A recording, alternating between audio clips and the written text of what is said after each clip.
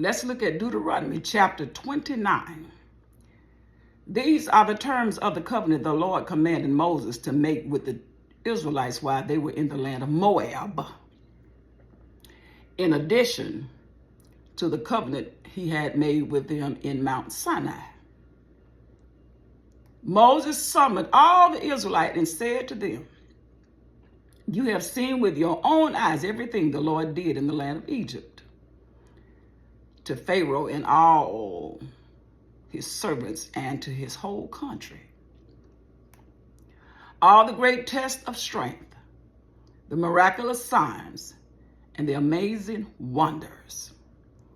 But to this day, the Lord has not given you minds that understand, nor eyes that see, nor ears that hear. For 40 years I led you through the wilderness, yet your clothes and sandals did not wear out. You ate no bread, you drank no wine or other alcoholic drink. But he gave you food so you would know that he is the Lord, your God. When we came here, King Sihon of Heshbon and King Og of Bashan came out to fight against us, but we defeated them.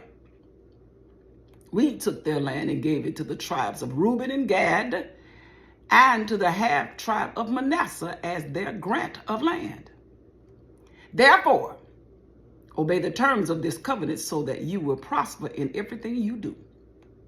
All of you, tribal leaders, elders, officers, all the men of Israel are standing today in the presence of the Lord your God.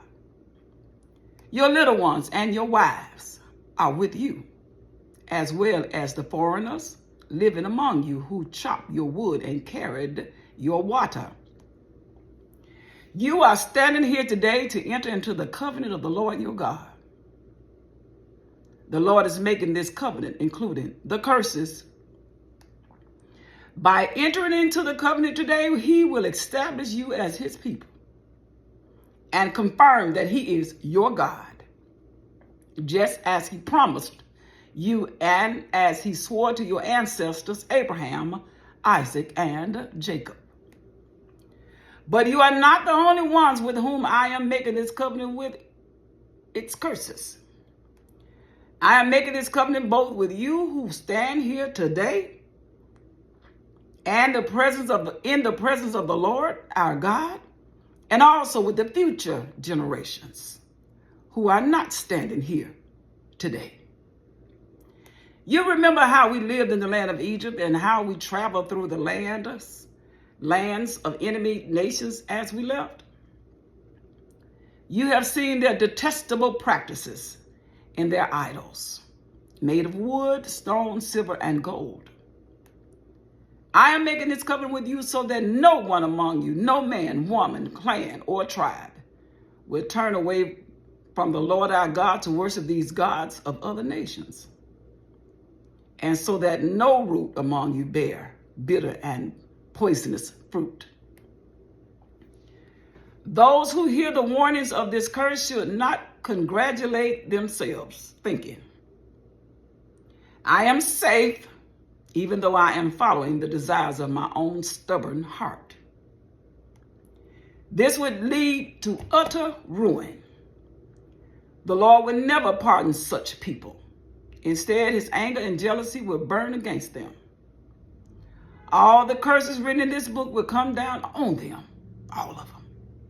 And the Lord will erase their names from under heaven. The Lord will separate them from all the tribes of Israel to pour out on them all the curses of the covenant recorded in the book of instructions, or the book of instruction. Then the generations to come, both your own descendants and the foreigners who came from distant lands, will see the devastation of the land and the diseases the Lord inflict on it. They will exclaim, the whole land is devastated by sulfur and salt. It is a wasteland with nothing planted and nothing growing, not even a blade of grass. It is like the cities of Sodom and Gomorrah, Admah and Zeboim, which the Lord destroyed in his intense anger. And all the surrounding nations will ask, why has the Lord done this to this land? Why was he so angry? And the answer would be, this happened because the people of the land abandoned the covenant that the Lord, the God of their ancestors, made with them when he brought them out of the land of Egypt. Instead, they turned away to serve and worship gods they had not known before, gods that were not from the Lord.